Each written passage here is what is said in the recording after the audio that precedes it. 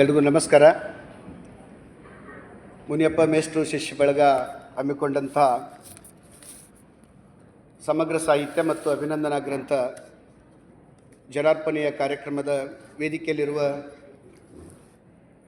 ಎಲ್ಲ ಸಾಹಿತಿಗಳೇ, ಗಣ್ಯರೇ, ಆಹ್ವಾನಿತರೇ, ಪ್ರಾಧ್ಯಾಪಕರೇ, ಸಿಂಡಿಕೇಟ್ ಸದಸ್ಯರೇ ಮತ್ತು ಮುನಿಯಪ್ಪ ಅವರ ಕುಟುಂಬ ಸದಸ್ಯರೇ ಹಾಗೂ ಈ ಸಭಾಂಗಣದಲ್ಲಿ ಉಪಸ್ಥಿತರಿರುವ ಗೌರವಾನ್ವಿತರೇ, ಆಹ್ವಾನಿತರೇ, ಮಾಧ್ಯಮದ ಬಂಧುಗಳೇ ಮತ್ತು ಕುಟುಂಬದ ಸದಸ್ಯರೇ ಮತ್ತು ವಿದ್ಯಾರ್ಥಿಗಳೇ, ಸಿಬ್ಬಂದಿಗಳೇ ಹಾಗೂ ಮಾಧ್ಯಮದ ಬಂಧುಗಳೇ, ಈ ಕಾರ್ಯಕ್ರಮದ ಪುಸ್ತಕ ಲೋಕಾರ್ಪಣೆ ಮಾಡಿ ಅತ್ಯಂತ ಔಚಿತ್ಯಪೂರ್ಣವಾದ ಮಾತುಗಳನ್ನು ನಮ್ಮೆಲ್ಲರ ಮೇಷ್ಟ್ರಾಗಿರುವ ಪ್ರೊಫೆಸರ್ ಬರ್ಗೂರು ಸರ್ ಅವರು ಮಾತಾಡಿದ್ದಾರೆ. ಆದರೆ ಈ ಕಾರ್ಯಕ್ರಮದ ಅಭಿನಂದನಾ ಸಮಾರಂಭ ಆಗಿರೋದರಿಂದ ಅದರ ಕುರಿತಾಗಿ ಒಂದಷ್ಟು ಮಾತುಗಳನ್ನು ಆಡೋದಕ್ಕೆ ನಾನು ತಮ್ಮ ಮುಂದೆ ನಿಂತಿದ್ದೇನೆ. ಒಂದು 7 ರಿಂದ 8 ನಿಮಿಷದಲ್ಲಿ ನನ್ನ ಅಭಿನಂದನಾ ಮಾತುಗಳು ಮುಗಿತವೆ. ಇದೊಂದು ವಿಶೇಷವಾದಂಥ ಕಾರ್ಯಕ್ರಮ. ಯಾಕೆಂದರೆ ಬರ್ಗೂರು ಸರ್ ಅವರು ಪ್ರತಿ ವೇದಿಕೆಯಲ್ಲಿ ಮಾತಾಡುವಾಗಲೂ ಒಂದಷ್ಟು ಹೊಸ ಪದಗಳನ್ನೇ ಕೊಡ್ತಾರೆ. ಅವರು ನಾವು ಸುಮಾರು 30 ವರ್ಷಗಳಿಂದ ಅವರ ಬರಹ ಭಾಷಣಗಳನ್ನು ಕೇಳ್ತಾ ಬಂದ್ವಿ. ಇವತ್ತಿನ ಕಾರ್ಯಕ್ರಮದಲ್ಲೂ ಒಂದು ಹೊಸ ಸ್ಪರ್ಶಭಾಗ್ಯ ಅನ್ನುವ ಪದವನ್ನು ಅವರು ಕೊಟ್ಟರು. ಆ ಸ್ಪರ್ಶಭಾಗ್ಯ ಅನ್ನೋ ಪದ ಭಾಗ್ಯ ಪದಗಳ ನಡುವೆ ಭಾಳ ವಿಶೇಷ ಅಂತ ನನಗನ್ನಿಸ್ತು ಸರ್. ಯಾಕೆಂದರೆ ಒಬ್ಬ ಲೇಖಕ ಓದುಗನನ್ನು ಸ್ಪರ್ಶಿಸಬೇಕಾದ ಭಾಗ್ಯ ನಾವು ಬರಗಾರ ಕೊಡಬೇಕಾಗಿದೆ. ಸಾವಿರ ಪುಸ್ತಕ ಬರೆದಿದ್ದೀವಿ, ಆದರೆ ಕೆಲವರಿಗೆ ಅದು ಸ್ಪರ್ಶ ಆಗಿಲ್ಲ, ಮುಟ್ಟೋದಿಲ್ಲ. ಬಹುಶಃ ಅದನ್ನು ತಲುಪಿಸುವ ಸ್ಪರ್ಶಭಾಗ್ಯ ಬರಹಗಾರನ ಕೈಲಿ ಆಗಬೇಕು ಅನ್ನೋದಿರ್ಬೋದು. ಶ್ರಮಿಕ ವರ್ಗವನ್ನು ತಲುಪುವ ಕೆಲಸ ಆಗಬೇಕಾಗಿರೋದು, ವಿದ್ಯಾರ್ಥಿಯನ್ನು ತಲುಪುವ ಮೇಷ್ಟ್ರಾಗುವ ಸ್ಪರ್ಶ ಆಗಬೇಕಾಗಿರೋದು. ಹೀಗೆ ಈ ಸ್ಪರ್ಶ ಭಾಗ್ಯ ಅನ್ನೋ ಪದ ಭಾಳ ವಿಶಿಷ್ಟ ಪದ. ಇವತ್ತು ಅದೊಂದು ಐತಿಹಾಸಿಕ ಪದ ಈ ವೇದಿಕೆಯಿಂದ ಆಗಿದೆ ಅಂತ ನಾನು ಘೋಷಣೆ ಮಾಡೋದಕ್ಕೆ ಇಷ್ಟಪಡ್ತೇನೆ. ಮತ್ತು ಅದು ಮುಂದಿನ ನಮ್ಮಂಥ ಹೊಸ ಬರಹಗಾರರಿಗೆ, ಇಲ್ಲಿರುವ ಮಕ್ಕಳಿಗೆ, ಹೊಸ ಚಿಂತಕರಿಗೆ ಒಂದು ಹೊಸ ಚಿಂತನಾ ಕ್ರಮವಾಗಿ ರೂಪಿತ ಆದಾಗ ಮಾತ್ರ ಸಾಮಾಜಿಕ ಬದಲಾವಣೆ ಬರಬಹುದು ಅಂತ ನಾನು ಅಂದ್ಕೊಳ್ತಾ ಇದ್ದೇನೆ. ಆ ನೆಲೆಯಲ್ಲಿ ಇದೊಂದು ಹೃದಯ ಸ್ಪರ್ಶಿ ಕಾರ್ಯಕ್ರಮ. ಅಭಿನಂದನಾ ಭಾಷಣ ಅಂತಂದರೆ ಅಭಿನಂದಿಸಬೇಕು, ಆದರೆ ಮುನಿಯಪ್ಪರ ಒಬ್ಬರನ್ನೇ ಅಲ್ಲ. ಅಭಿನಂದಿಸಬೇಕಾಗಿರೋದು ಬೆಂಗಳೂರು ವಿಶ್ವವಿದ್ಯಾಲಯವನ್ನು ಮೊದಲು. ಯಾಕಂದರೆ ಮುನಿಯಪ್ಪ ಅವ್ರಿಗೆ ಕೆಲಸ ಮಾಡೋದಕ್ಕೆ, ಓದೋದಕ್ಕೆ ಅವಕಾಶ ಕೊಟ್ಟಂಥ ವಿಶ್ವವಿದ್ಯಾಲಯ, ಕರ್ನಾಟಕದ ಅತ್ಯಂತ ಶ್ರೇಷ್ಠ ವಿಶ್ವವಿದ್ಯಾಲಯದಲ್ಲಿ ಬೆಂಗಳೂರು ವಿಶ್ವವಿದ್ಯಾಲಯ ಕೂಡ ಒಂದು. ಆ ಎಲ್ಲ ಮೊದಲು ವಿಶ್ವವಿದ್ಯಾಲಯಕ್ಕೆ ಅಭಿನಂದನೆಗಳನ್ನ ನಾವು ಸಲ್ಲಿಸಬೇಕು. ಅವ್ರಿಗೆ ಕಲಿಸಿದಂಥ ಮೇಷ್ಟ್ರುಗಳಿಗೂ ಕೂಡ ಅಭಿನಂದನೆ ಸಲ್ಲಬೇಕಾಗುತ್ತೆ. ಯಾಕಂದರೆ ನಾವು ನಿಮ್ಮ ಹಾಗೇ ನಮ್ಮ ಹಾಗೆ ಎಲ್ಲರೂ ಕೂಡ MA ಓದಕ್ಕೆ ಬಂದಿರ್ತೀವಿ. ಡಿಗ್ರಿನಲ್ಲಿ ಏನೇನೋ ಓದ್ಕೊಂಡು ಎಷ್ಟು ನಮ್ಮ ತಿಳುವಳಿಕೆ ಇರುತ್ತಂತ ನಮಗೆಲ್ಲ ಗೊತ್ತು. ಇಲ್ಲಿ ಬಂದ ಮೇಲೆ ನಮ್ಮನ್ನು ಸರಿಪಡಿಸ್ಬೇಕಾದ್ರೆ ಅವ್ರಿಗಾಗುವ ಕಷ್ಟ ಅಷ್ಟಿಷ್ಟಲ್ಲ. ಪದ್ಯ ಬರೆಯೋಕ್ಕೆ ಹೋಗಿ ಗದ್ಯ ಬರಿತೀವಿ, ಗದ್ಯ ಬರೆಯೋಕ್ಕೆ ಹೋಗಿ ಇನ್ನೇನೋ ಬರಿತೀವಿ. ಅದು ಯಾವುದೂ ಗೊತ್ತಿರೋದಿಲ್ಲ. ಅದನ್ನು ರೂಪಿಸಿ ಒಂದು ಹಂತಕ್ಕೆ ತರಬೇಕು ಅನ್ನೋಷ್ಟರಲ್ಲೇ MA ಮುಗಿದು ಹೋಗ್ಬಿಡುತ್ತೆ.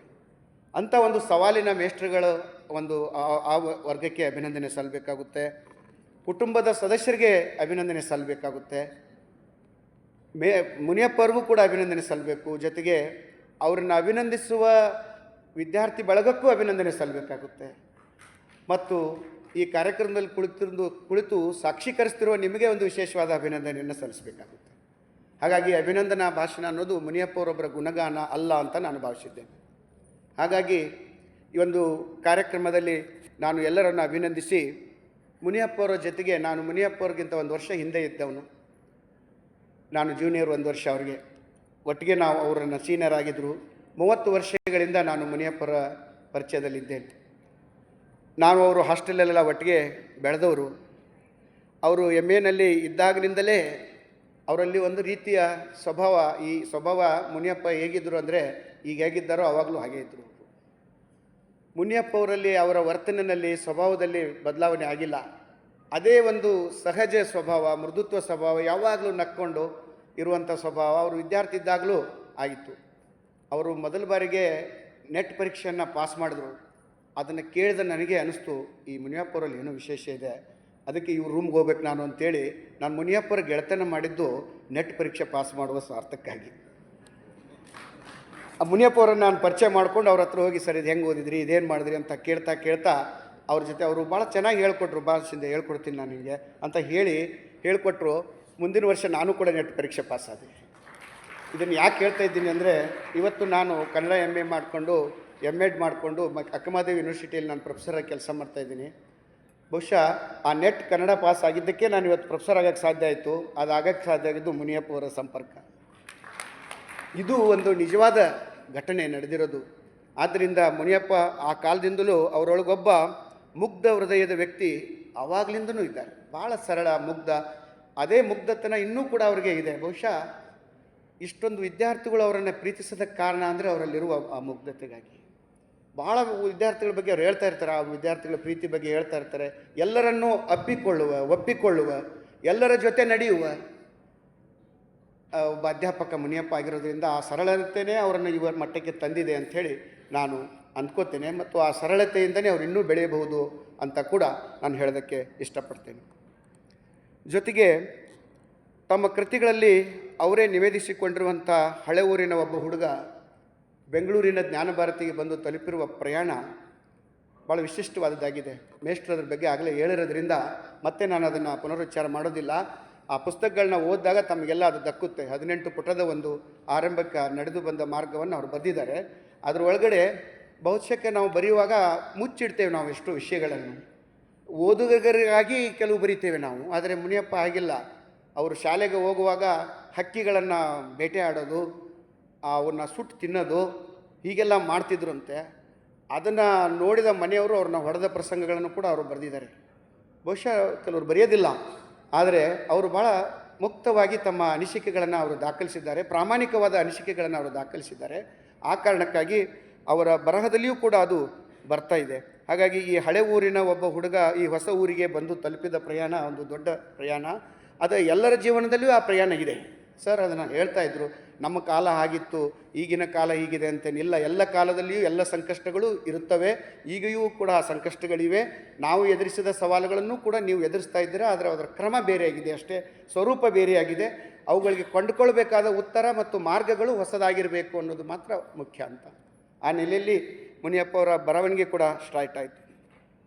ಈ ಕೃತಿಗಳ ವಿಚಾರದಲ್ಲಿ ನಡೆಯುವಾಗಲೇ ಈ ಸಮಗ್ರ ಸಾಹಿತ್ಯಕ್ಕೆ ಪ್ರೊಫೆಸರ್ ಬರ್ಗೂರು ಸರ್ ಅವರೇ ಮುನ್ನುಡಿಯನ್ನು ಬರೆದರು. ಅದರ ಮುನ್ನುಡಿ ನೋಡಿದ್ರೆ ಸಾಮಾನ್ಯವಾಗಿ ಬರೆದಂಥ ಮುನ್ನುಡಿಯನ್ನು ನಾವು ಟೈಪ್ ಮಾಡಿ ಪ್ರಿಂಟ್ ಮಾಡ್ತೇವೆ. ಆದರೆ ವಿಶೇಷ ಅಂದರೆ ಬರ್ಗೂರು ಸರ್ ಬರೆದಂಥ ಮುನ್ನುಡಿಯನ್ನು ಅವರ ಏನು ಬರಹ ಇದೆ ಅದನ್ನೇ ನೇರವಾಗಿ ಸ್ಕ್ಯಾನ್ ಮಾಡಿ ಪ್ರಿಂಟ್ ಮಾಡಿಬಿಟ್ರು. ಅದು ಯಾಕೆ ಅಂತಂದರೆ ಅದು ನಿಜವಾದ ಮೇಷ್ಟ್ರ ಹಸ್ತಾಕ್ಷರನೇ ಅವರ ಕೈ ಬರಹನೇ ಮುನ್ನುಡಿಯಾಗಿರಬೇಕು. ಅದನ್ನು ಮತ್ತೆ ಕಂಪ್ಯೂಟರ್ಗೆ ಕೊಟ್ಟು ವರ್ಗಾಯಿಸೋದಲ್ಲಿ ನಾನು ಅಂತ ಮುನಿಯಪ್ಪ ಹೇಳಿದ್ದು. ಇದು ನನಗೆ ಭಾಳ ವಿಶೇಷ ಅನಿಸೋಯ್ತು. ಆದರೆ ಅದರಲ್ಲಿ ಕೆಲವು ಗೆರೆಗಳು ಕೂಡ ಇದೆ.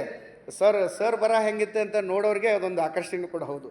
ನಾನು ಕೂಡ ಫಸ್ಟ್ ಟೈಮ್ ಇಲ್ಲಿ ನೋಡಿದೆ, ಕ್ಲಾಸಲ್ಲಿ ನೋಡಿದ್ದೆ ಬೇರೆ. ಬರಹದ ಅವರ ಕೈ ಬರಹ ಅಲ್ಲೆಲ್ಲಿ ಗೆರೆಗಳನ್ನ ಹೊಡೆದಿದ್ದಾರೆ. ಅವರು ತಪ್ಪು ಮಾಡ್ತಾರೆ, ಸರು ತಪ್ಪು ಮಾಡ್ತಾರೆ, ಅಲ್ಲಿ ಮಿಸ್ಟೇಕ್ಸ್ ಮಾಡ್ತಾರೆ, ಮತ್ತೆ ಸರಿ ಮಾಡ್ತಾರೆ. ಅದನ್ನು ಹಂಗೆ ಉಳಿಸಿದಾರೆ ಅವರು.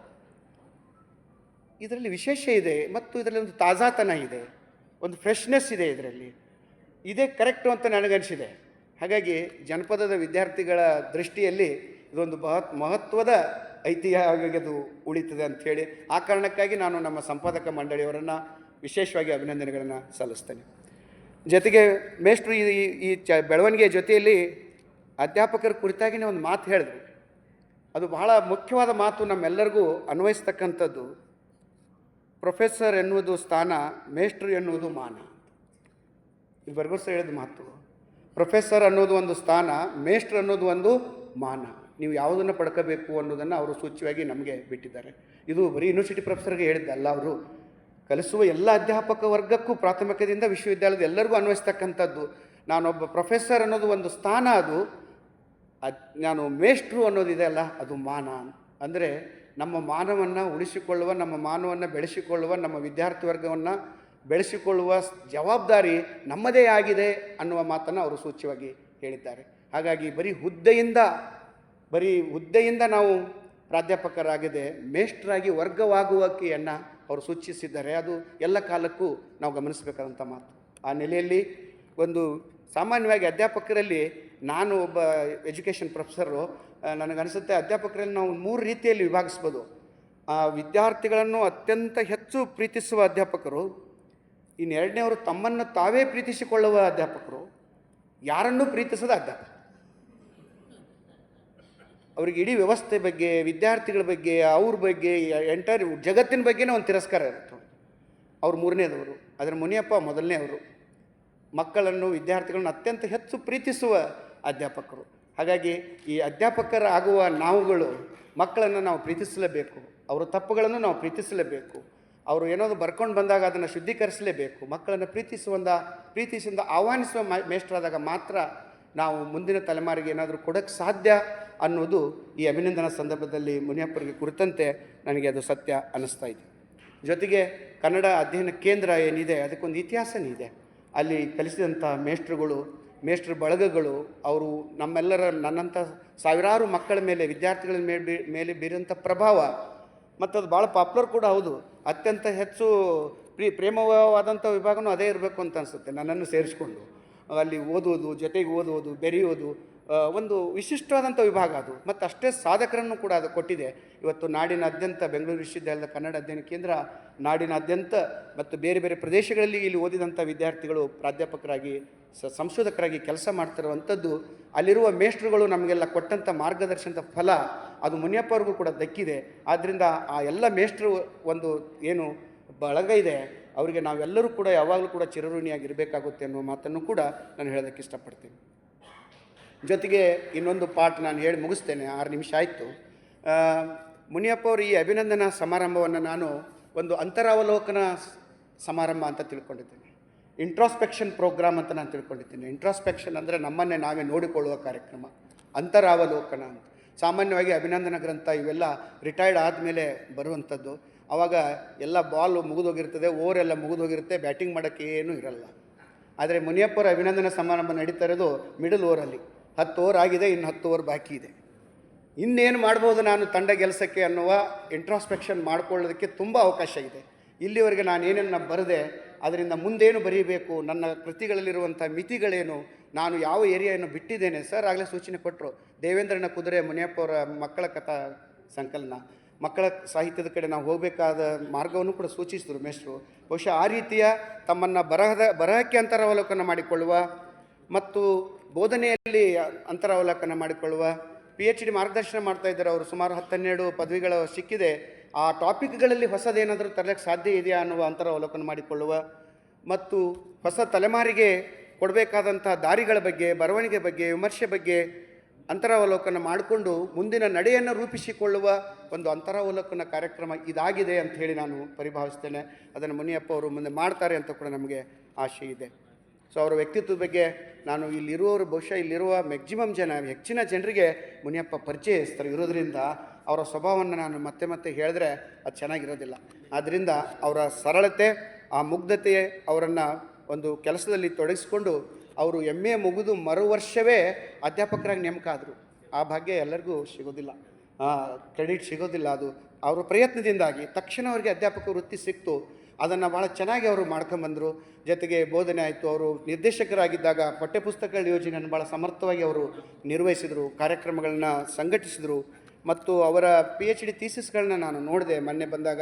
ಭಾಳ ವೈವಿಧ್ಯಮಯವಾದಂಥ ಥೀಸಿಸ್ಗಳಲ್ಲಿ PhD ಮಾಡಿಸಿದ್ದಾರೆ. ಮತ್ತು ಲೇಖನಗಳನ್ನು ಕೂಡ ಬೇರೆ ಬೇರೆ ಅಂತಾರಾಷ್ಟ್ರೀಯ ಮಟ್ಟದ ಪತ್ರಿಕೆಗಳಲ್ಲಿ ಅವರು ಪ್ರಕಟ ಮಾಡಿಸಿರೋದನ್ನೆಲ್ಲ ನೋಡಿದಾಗ ಅವರಲ್ಲಿ ಒಬ್ಬ ಸೀರಿಯಸ್ ಅಕಾಡೆಮಿಷಿಯನ್ ಇರೋದು ನಮಗೆ ಗೊತ್ತಾಗುತ್ತೆ.